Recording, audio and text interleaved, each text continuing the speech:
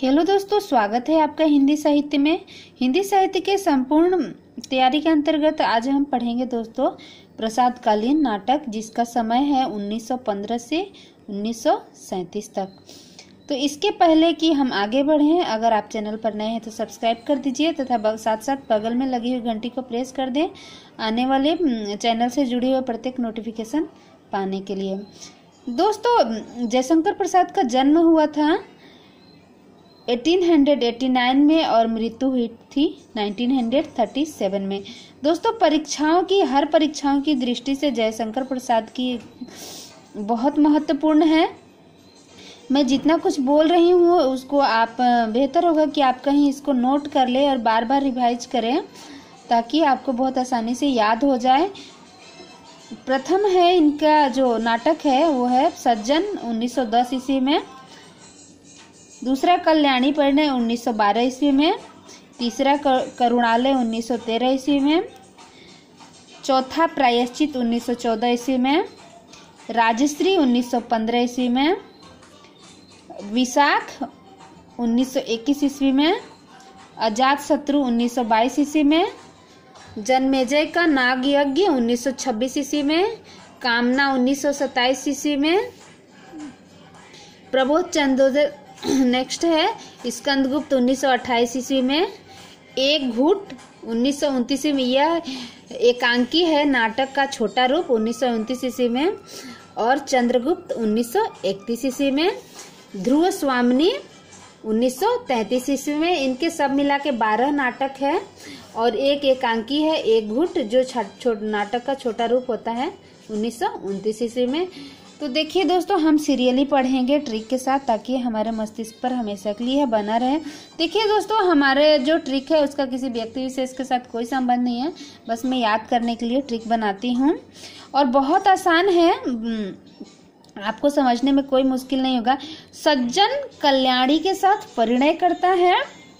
परिणय का मतलब होता है शादी करना, और शादी में क्या होता है करुणालय, करुणा भरा गीत गाया जाता है। इनकी शादी में सज्जन और कल्याणी की शादी में जो होती है उसमें करुणा भरा गीत गाया जाता है। करुणा भरा गीत गाने के बाद क्या लोग करते हैं, प्रायश्चित करते हैं। अरे ये कौन सी शादी में हमने गीत गाए, तो हमसे गलती हो गई कि हमने शादी में करुणा भरा गीत गाया।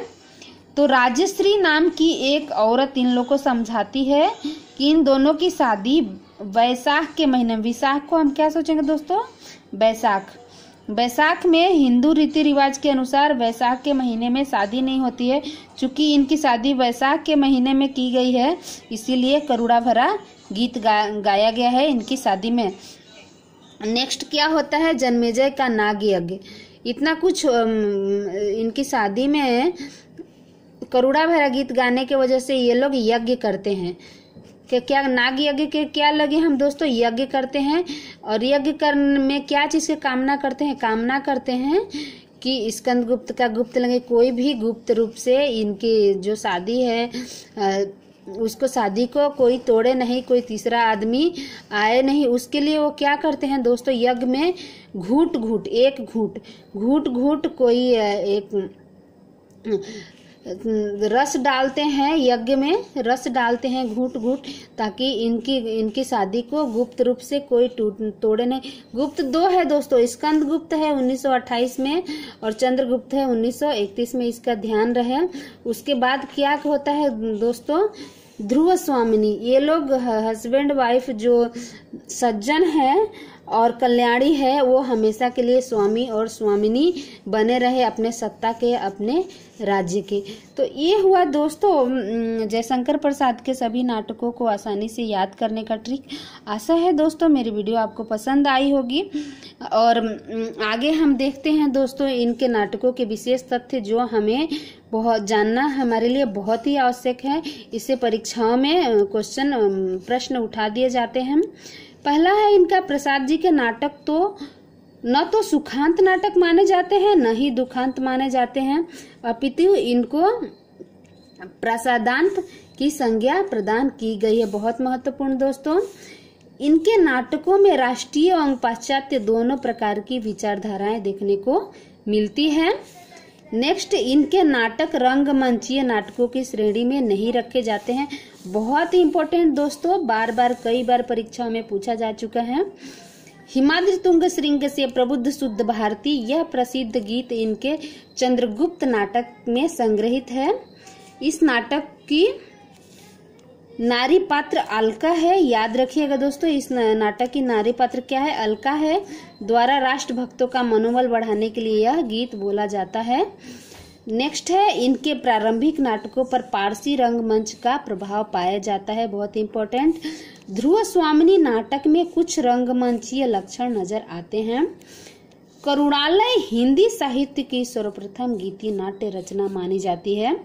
इसमें राजा हरिश्चंद्र व सुना सेप की बलि की कथा पर प्रस्तुत की गई है। नेक्स्ट, इनके कामना नाटक से हिंदी के प्रतीकवादी नाटक परंपरा का विकास हुआ। बहुत इम्पोर्टेंट। और ये सारे जो तथ्य थे ये सारे जयशंकर प्रसाद के नाटकों के बारे में थे दोस्तों। इसको 2 से 3 बार आप रिवाइज कीजिए, आपको निश्चित ही जयशंकर प्रसाद के सारे नाटक और उसके नाटकों के बारे में जो जरूरी तथ्य है आपको याद हो जाएंगे। आप अपना कमेंट करके जरूर बताएं कि मेरा प्रयास आपको कैसा लग रहा है। थैंक यू दोस्तों मेरे वीडियो को देखने के लिए।